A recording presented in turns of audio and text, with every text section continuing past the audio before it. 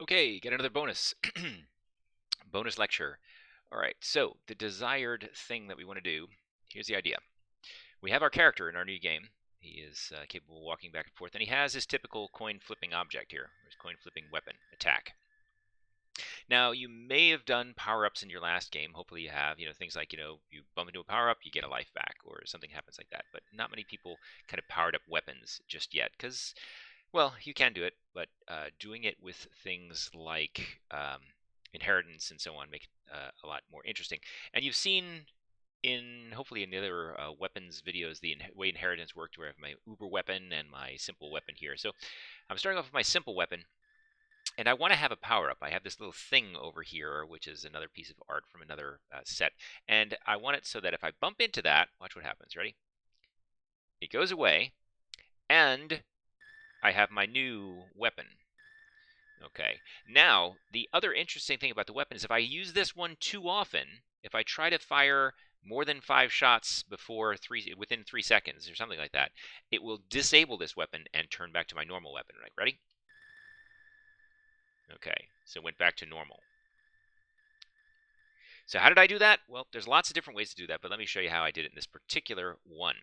So in this level now, I have my hero, and my hero is my normal hero, but I also have this, where'd it go? This is my power-up, and I probably should have named it,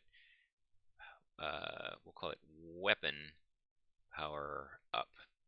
Okay, so this is this thing called a Weapon Power-Up. And this Weapon Power-Up just has a Circle Collider on it. And the Circle Collider is a trigger. It doesn't have any scripts on it, it just has this Circle Collider trigger on it. Okay, so over in our hero's script over here, basically we want to say if it bumped into something with that tag, right, which is, again, our weapon power-up has this tag of power-up. So if it powered that up, we're going to react according to that. All right, so in the script, here is the hero's script. Now, the hero, while the hero is being created, or while the hero is starting up, I should say, while the hero is starting up, we give the hero this weapon. We add a component called weapon, which is just the base class for weapons, right? So we initialize one of the base class, and we give it this one thing that needs to be kind of done on the fly, which is this coin prefab, right? So that's created on the fly. Now, what makes the coin prefab? So we have that, excuse me, not the coin prefab. What makes that happen to do something cool? So let's look at on trigger enter 2D. Right, this is how we would detect that collision or that trigger condition where we've bumped into the power up. So looks like a pretty normal trigger condition here. On trigger enter 2D. Collider 2D collision. So what I do is I check to see, is the tag of that object that I'm colliding with, is it a power-up? Okay.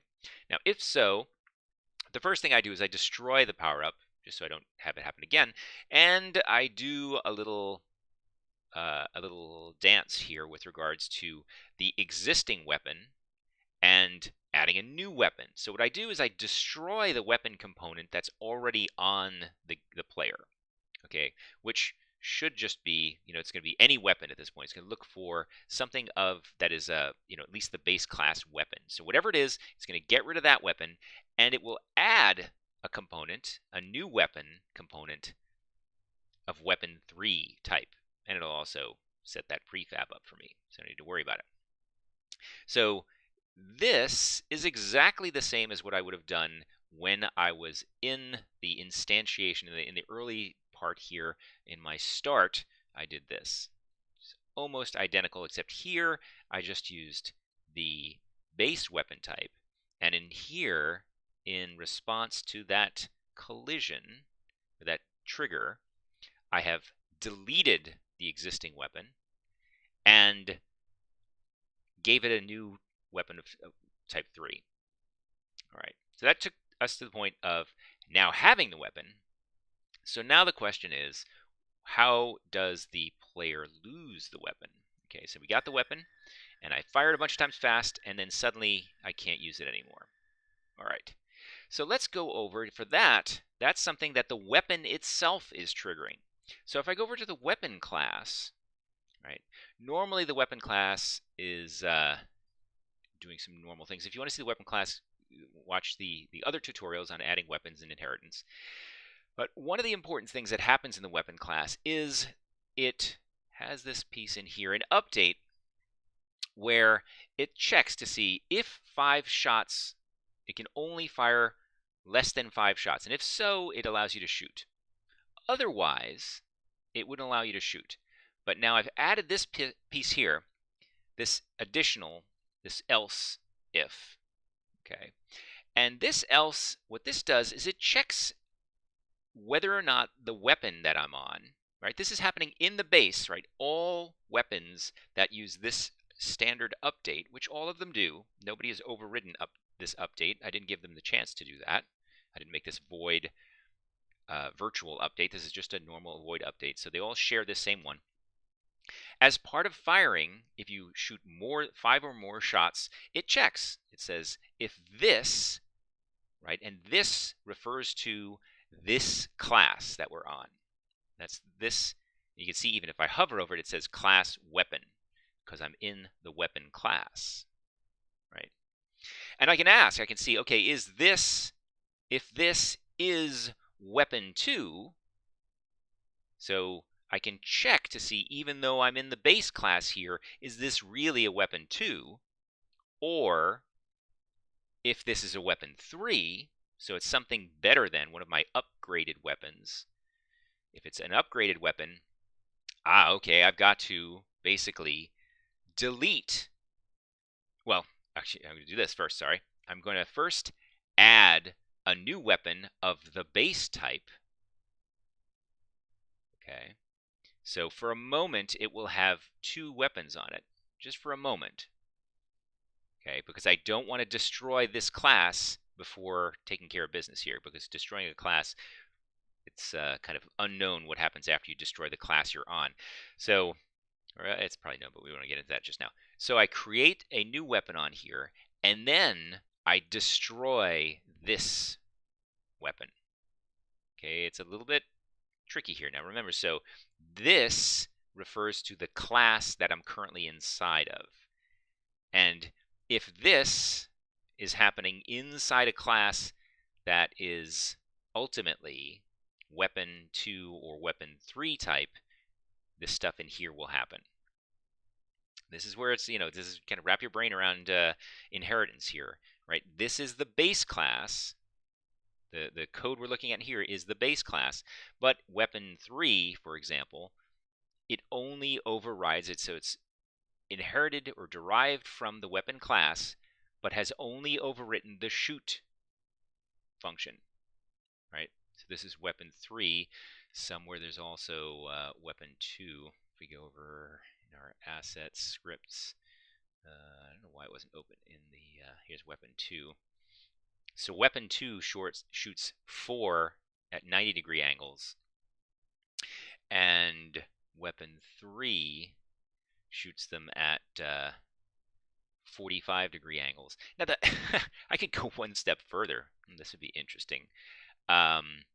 If I said weapon 3 inherits from weapon 2, and I override shoot, and here this is going to be the base of weapon 2, so I actually only need to shoot 4 more here, also at 90-degree angles, but I want to offset them by 45 degrees. So what that means is this should be 45 plus that, right? It's a little bit funky. So now, if everything goes well, so here this is responsible 4 of them that are at that 45-degree angle. Start offset at 45 and then at 90 degrees. So it's going to be the diagonals. And the other one, the weapon 2, is the one that's in charge of doing the 90 degrees. So if all goes well at this point, it really, nothing should look any different. Let's see if I did that correct. It was like adding that extra level of difficulty for myself here. Okay, there's that normal. And here, okay, we got all of them. So that worked. Now let's try this. Okay, I'm going to do one more. I'm going to say, all right. Here I have my weapon power up, and we're going to call this one power up 1, and we'll copy that one. Copy, paste, and we will move this one over here, and this one will be named weapon power up 2. All right, let's go back to our script and our hero and say, all right, this is if we're in the power up here. So it's all a question here of which, I can say if collider, if collision dot game object dot name equals, what do we call it? Weapon power up 2. Do that one.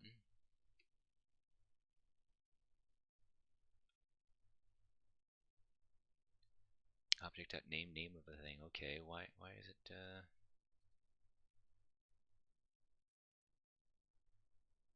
cannot be a declaration. Oh, okay. I need this here, I guess.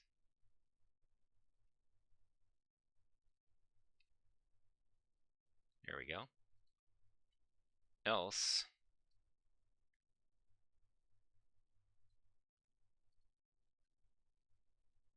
weapon 2. All right, so now I'm going to have 2 types of power-ups. If it's power-up 2, it gives me weapon 3. If it's power-up, if it's anything else, just gives me the normal weapon 2 power-up. Let's give that a try. All right, here comes our hero. Happily wandering along with his normal coin shooter, comes over here, grabs the first one. Okay, can shoot 90-degree angles, plus his original. That's interesting now, because gravity, they're affected by gravity now. And let's grab the second power-up. Aha! So they're more like fountains. Oh, I lost it because I shot too quickly. All right, so there is a advanced power-up kind of method here. So where we're using add components and adding different types, different inherited types, and using is to check which one, what type of item they actually are, or what type of component they actually are. Good luck. Hopefully you find that useful, and have a great weekend.